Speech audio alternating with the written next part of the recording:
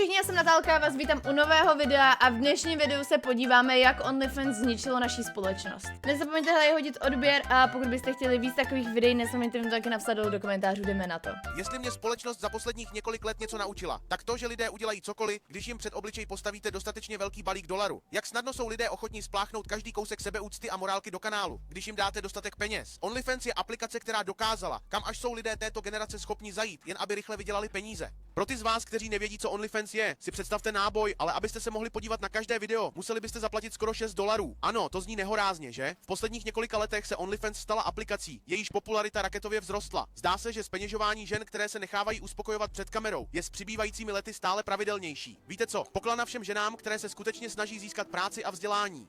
Poklona pro všechny ženy, které si stále váží sami sebe a cení si svého těla. Poklona pro všechny ženy, které se snaží vzdělávat a skutečně se snaží rozvíjet své schopnosti. Svět potřebuje víc žen, které chodí s hrdostí jako vy, protože Já bych jenom chtěla říct k tomu, že možná ani není otázka, kterou já jsem v životě dostala častěji, než to, jestli budu mít OnlyFans. A mám tady na to úplně jako jednoduchou odpověď a to je, že jako přesně jak říká ten pán tam, tak já si vážím sama sebe a myslím si, že se nemusím snižovat na takovou úroveň, abych prostě se někde ukazovala.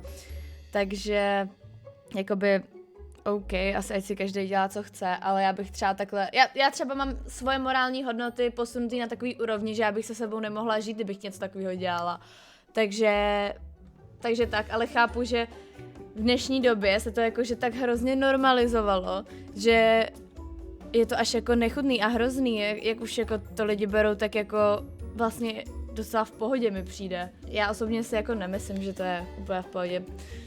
nevím, jestli jste si toho všimli, ale vypadá to, že v dnešní době, když vidíte slušně vypadající ženu s velkými prsy, je minimálně 50/50 šance, že ta mrcha prodává akty na internetu, brácho. Pamatuju si, že když se dělaly tyhle ty hanebné sračky, tak se to odsuzovalo. Už jen pomyšlení na to, že by nějaká ženská někdy dělala takovýhle sračky, bylo naprosto nechutný. Pamatuju si, že poslední věc, kterou by si jakákoliv žena přála, je, aby se taková soukromá část jejího života vystavovala celému světu. Ale teď mi připadá, že ženy, které dělají OnlyFans, se staly extrémně běžnými. Nevím, jak vám všem, ale mně připadá, že se v posledních několika letech objevil virus, nákaza OnlyFans holek. Doslova mi stačí jít na IG účet náhodné holky, kliknout na odkaz, který se zaručeně objeví v jejím bio, a bum, jsem poslán na stránku plnou stovek videí, na kterých si mrcha nechává prohnout záda. Svět a společnost, ve které žijeme, je prostě smutná, brácho. A když už mluvíme o holkách z OnlyFans, které zahazují svou sebeúctu kvůli penězům, chci si projít ty nejdivnější věci, které holky z OnlyFans prodávají. Teď už samozřejmě chápeme, co většina OnlyFans holek zveřejňuje na svém účtu. Chápeme, že průměrná off modelka není nic víc než neznačková P hvězda, Ale víte, co mě hrozně zajímá?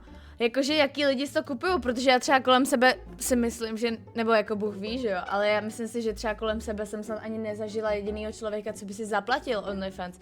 Takže mě řekněte, kdo si to sakra kupuje, jako.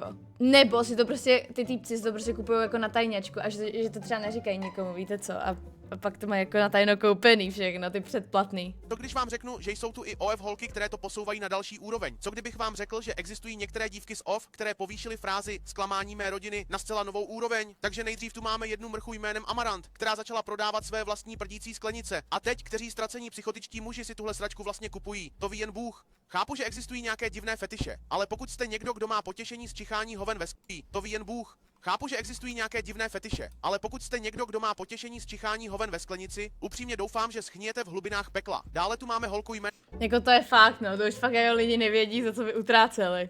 Cactus Cutie, která zřejmě prodává týpkům vlastní moč. Jakoby to, že si týpci kupují prdy ve sklenici, Fuj. nebylo nějak špatné. Tahle sračka se jenom zhoršuje. Vím jen, že borci, kteří si tyhle sračky kupují, je chlemtají, jakoby to byl čerstvě vymačkaný jablečný džus, prostě hnus. Dále tu máme holku jménem Jenna, která předstírá, že je zasranej pes. Představte si, že sedíte u stolu se svou dcerou a snažíte se o příjemnou rodinnou večeři. Zeptáte se jí na její den a ona vám začne vyprávět, jak strávila celý den na kolenou a štěká na náhodné cizí lidi. Kde se to všechno tak strašně zvrtlo? Jak už jsem řekl, zdá se, že králičí nora účtu OnlyFans je tím děsivější a děsivější, čím víc ji prozkoumáváte. A nakonec je tu Alice Lovegoodová, která na OnlyFans zřejmě prodává vlastní mléko. A pokud vás to zajímá, nemluvím o 2% mléku, které si koupíte ve Walmartu. Tahle žena prodává své vlastní, doma vypěstované, přirozeně vyrobené mléko, jestli chápete, co tím chci říct. Všechny tyhle ženy nejsou ničím jiným než další ukázkou toho, jak moc je spousta spousta těchto OnlyFans mrch odtržená od lidskosti. Existuje asi milion dalších různých OnlyFans holek, které dělají nechutné sračky za peníze, ale tohle jsou jen některé z nejhorších, které jsem našel. Chci také mluvit o tom, jaký to má vliv na muže. Takže jak už jsem řekl, OnlyFans je docela hodnotnější verze Hubu, ale nevýhodou aplikace jako OnlyFans je, že musíte platit za každou maličkost, kterou vidíte. Chceš fotku zadku? $10. Chcete vidět nějaké melouny? $20. Chceš vidět nohy? $30. Než se nadějete, utratíte asi $200 za nějaké fotky z půlky, které můžete získat na IG. A nedej bože, když se pokusíš pořídit video. Možná ti naúčtují $100 jen za 30-sekundové video, ale nejsmutnější na tom je, že máš vlastně týpky, kteří za tyhle sračky platí. Máš týpky, kteří radši utratí těžce vydělané peníze, aby se pokusili nějakou sehnat, místo aby si koupili věci, které skutečně potřebují. Hele, jako podle mě radši vezměte nějakou reálnou holku někam na rande, než si platit nějakou online holku na OnlyFans. Jo lidi, tohle je moje rada do života. Myslím, že vám to všem změnilo život. Běžení paměti ta holka z Catch Me Outside vydělala celý milion hned první den, kdy měla OnlyFans. Tahle mrcha za 24 hodin financovala víc peněz než já za celý svůj život. Jen se zamyslete nad tím, kolik úchylných bezpohlavních ubožáků za tuhle sračku vlastně platí. A pak tu máte holku jménem Karina Kov, která jednoho dne náhodně ohnula svůj výdělek na OnlyFans. Je tam napsáno 2 a 3 miliony? Proč byste pro boha dávali nějaké náhodné holce, kterou nikdy v životě nepotkáte, peníze, když si můžeš stejné typy fotek pořídit na internetu za jejich bezplatné lyžování? Dokonce jsem slyšel, že prý týpci platí pekelný prachy jen za to, aby si s některými z těch holek z OnlyFans mohli psát. Ale nejhorší na tom je, že většinou ani nemluví se skutečnou dívkou, o které si myslí, že s ní mluví. Většinou mluví s nějakým náhodným týpkem, kterého si najala, aby za ní posílal textovky. Takže v podstatě tihle týpci skončí podvedení a platí za to, že si povídají s jiným týpkem, který předstírá, že je holka. Ale upřímně řečeno, to je to, co dostanou. Pokud si tak ubohý a osamělý člověk, že máš pocit, že musíš někomu platit, aby si s tebou povídali, si stělesněním ubožáka. I jako týpek, který má 0 děvek, jako jsem já, bych v žádném případě nikdy neplatil jen za to, abych si s nějakou děvkou popovídal. To je šílený. OnlyFans je aplikace, která se v podstatě modlí a vydělává na extrémní osamělosti. Jako jo, no, já mám taky 0 house, ale asi bych lidem nikdy neplatila za to, aby si se mnou povídali, tak to prosím nedělejte. Ale já věřím, že na tohle video koukají jenom inteligentní lidi, kteří si neplatí OnlyFans. Mužů. Přemýšlejte o tom. Některé z těchto OF holek vydělávají peníze typu hráčů NBA, protože žijeme ve světě plném zoufalých mužů. OnlyFans má opravdu stejný toxický účinek na mužskou mysl jako Hub, jen s tím rozdílem, že Hub je přinejmenším zdarma. Tihle týpci za tyhle sračky fakt platí celý předplatný Netflixu, člověče. Neuvěřitelné. Dále chci mluvit o realitě OnlyFans a o ženách, které se do ní snaží dostat. Důvod, proč to spousta žen zkouší na OnlyFans, je jednoduchý: snadné peníze. Je vědecky dokázáno, že pokud dáte lidem možnost vydělat si snadné peníze, je více než pravděpodobné, že je využijí. Bez ohledu na to, jak nechutné nebo trapné jsou ty sračky, které proto musí udělat. Spousta zoufalých žen bez talentu si zakládá OnlyFans v naději, že budou moci vydělat miliony dolarů jen za to, že budou ukazovat tváře na internetu. Že se jednoho dne stanou další Belle Delphine a hloupě na tom zbohatnou. Vidí ty příběhy žen, které vydělávají 6 nebo dokonce 7místné částky měsíčně jen díky focení a opravdu si myslí, že by to mohly být oni. Netuší, že oni takový nejsou. Takové peníze skutečně vydělává jenom těch nejlepších 0,001% všech těch děvek z OnlyFans. Intenzivním průzkumem pomocí mého nejlepšího přítele Google jsem zjistil, že průměrný příjem modelek OnlyFans je asi $150 měsíčně. Sakra, dokonce i já vydělávám víc a to jsem kurva na mizině. V podstatě to znamená, že teď máte tuny žen, které se kurví na internetu, jen aby si sotva vydělali na zaplacení účtu za telefon. To je sakra ostuda. Znám nezaměstnané týpky, kteří si měsíčně vydělají víc. Realita je taková, že pokud ještě nejsi slavná anebo objektivně nádherná ženská, tak na OnlyFans vyděláš hovno. A nejhorší na tom všem je, že kvůli stigmatu a prostě celkově negativnímu vnímání, které OnlyFans má, to může trvale poškodit nejen vaši profesní kariéru, ale i osobní život. Ať váš zaměstnavatel zjistí, že prodáváte videa, na kterých se necháváte uspokojovat 4 chlápky najednou. Jsi stejně dobrý jako uvařený kámoš. A z těch $150 měsíčně, které ti OnlyFans platí, určitě účty nezaplatí. Nemluvě o tom, že tvoje rodina už s tebou nejspíš nebude v kontaktu. Tví přátelé se na tebe asi začnou dívat jinak. Bude pro tebe těžké najít si přítele, protože žádný borec nechce holku, jejíž celé tělo je na internetu. Ani nevíš, kolikrát jsem slyšela příběhy žen, které vytvářely obsah pro dospělé a nakonec toho litovali už jen z těchto důvodů, bez ohledu na to, kolik peněz vydělali.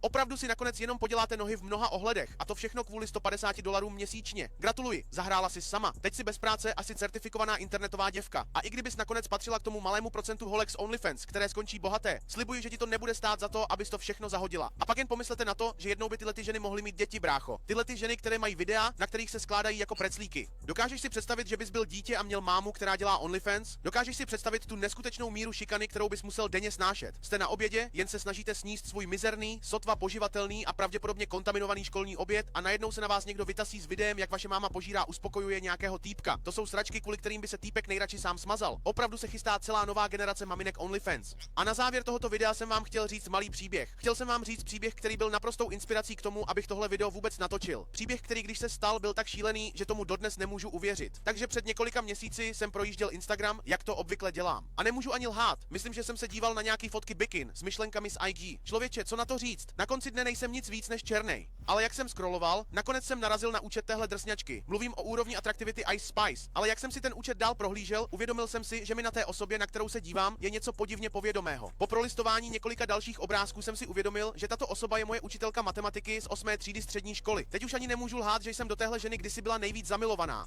Lhal bych, kdybych řekl, že to nebyla nejvíc sexy učitelka na škole, ale ani jednou jsem si nemyslel, že je takhle vypečená, zatraceně. A když jsem si ještě chvíli prohledával její účet, a hle, tahle mrcha má OnlyFans. Ano, ta samá osoba, která mě ještě před pár lety učila Pythagorovu větu, se teď nechává piplat na OnlyFans. Opravdu si myslet, že tahle ženská Tak to je hrozný, to se nedokážu představit, že by učitelka moje měla OnlyFans. měla úctyhodnou práci učit mládež a teď má práci, která přispívá k jednomu z Jako takhle, já jsem teda měla ve většině případě jenom jako starší učitelky, jo, takže... No, asi si to ani nebudu představovat, jo, dobře, to je jedno. nejhorších nových trendů, které kdy tuto generaci potkali. Prostě průměrný los amerického školského systému. A teď, než se někdo z vás zeptá, ne, neřeknu vám její OnlyFans, vy hnusní zmrdi. A jestli vás to zajímá, ne, nekoupil jsem jí OnlyFans. OK, děkuji moc za zhlédnutí dnešního videa, mějte se krásně a ahoj.